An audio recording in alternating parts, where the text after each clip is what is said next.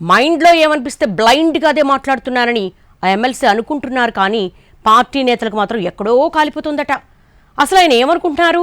ఉండాలనుకుంటున్నాడా లేక వేరే ఆలోచనలు ఉన్నాయా అంటూ వైసీపీ ముఖ్యులు కొందరు సీరియస్ అవుతున్నారట. ఎవరా శాసనమండలి సభ్యుడు? సొంత పార్టీ నిరుకుని పెట్టేలా ఏం మాట్లాడుతున్నారు? Police turn politician Chandragiri Yesuratnam YCP MLC. BC సామాజిక వర్గానికి చెందిన యేసురత్నం 2019లో గుంటూరు పశ్చిమ నియోజకవర్గం నుంచి ఎమ్మెల్యే అభ్యర్థిగా పోటీ చేసి ఓడిపోయారు. అప్పుడు రాష్ట్రం మొత్తం వైసీపీ గాలి వీచినా గుంటూరు పశ్చిమలో మాత్రం ఓడిపోవడం ఆయన తీవ్ర నిరాశకు గురిచేసింది. అయితే పార్టీ అధినేత జగన్ యేసురత్నంకు మంచి ప్రాధాన్యత ఇచ్చి గుంటూరు మిర్చి యార్డు చైర్మన్గా 2 సార్లు అవకాశం కల్పించారు. తర్వాత ఎమ్మెల్సీ ఛాన్స్ ఇచ్చారు. కానీ ప్రస్తుతం ఆయన వ్యవహార శైలి ఇబ్బందికరంగా మారుతోందన్నది పార్టీ టాక్.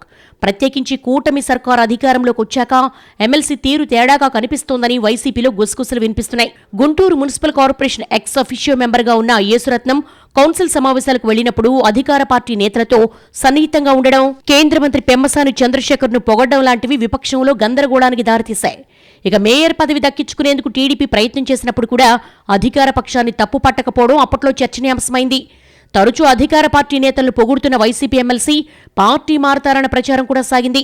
మరోవైపు Narasaraopet TDP MP Srikrishnadevarayalu Varikapudisela project కోసం ఎంతో కృషి చేశారంటూ చేసిన కామెంట్స్ కూడా వైసీపీలో కొంతమందికి ఇబ్బందికరంగా మారాయట. తర్వాత కూడా చంద్రగిరి యేసురత్నం కామెంట్స్ తరచూ వైసీపీలో కలకలం సృష్టిస్తూనే ఉన్నాయి.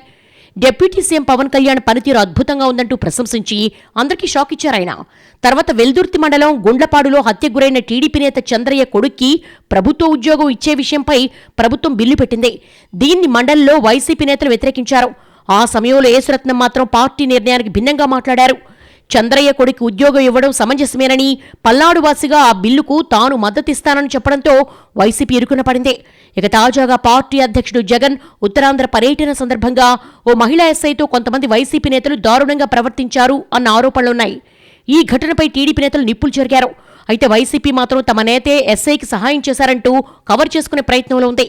సరిగ్గా ఇదే సమయంలో అదే పార్టీకి చెందిన ఎమ్మెల్సీ యేసురత్నం మాత్రం విధి నిర్వహణలో ఉన్న మహిళా ఎస్ఐతో వైసీపీ నాయకులు ప్రవర్తించిన తీరు సరికాదంటూ తప్పుపట్టారు. బాధ అనిపించడమే కాదు, వ్యక్తిగతంగా కూడా ఆ ఇష్యూ చూసేసిన తర్వాత మరి ఒక ఆడబిడ్డకు తండ్రిగా, ఒక పోలీస్ అధికారిగా ఇది కరెక్ట్ కాదు. మహిళా ఎస్ఐపై దాడి చేయడం అవమానకరమన్నారు. పోలీస్ అధికారిగా విధి నిర్వహణలో ఉన్నప్పుడు కర్రలు, రాళ్ల దెబ్బలు తగులుతూ ఉండడం సహజమని, కానీ అల్లరిమూకలు చుట్టుముట్టి దాడి చేయడం తనను కలిచివేసిందన్నారాయన. ఈ విషయంలో పోలీస్ శాఖకు తాను సంఘీభావం ప్రకటిస్తున్నానని చెప్పారు. తాను మాజీ పోలీస్ అధికారినంటూ గుర్తు చేశారాయన. సరిగ్గా ఇక్కడే వైసీపీ ఇరుకున పడుతోందట. మహిళా ఎస్ఐతో పార్టీ నేతల తీరు తీవ్ర వివాదాస్పదం అవుతున్న టైంలో అధికారపక్షం వాదనకు మద్దతుగా సొంత నేతే మాట్లాడటం ఏంటంటూ వైసీపీ పెద్దలు అసహనంగా ఉన్నారట. ఇలా తరచూ పార్టీ స్టాండ్ తీసుకోకుండా యేసురత్నం మాట్లాడటంపై వైసీపీలో చర్చ జరుగుతోందట.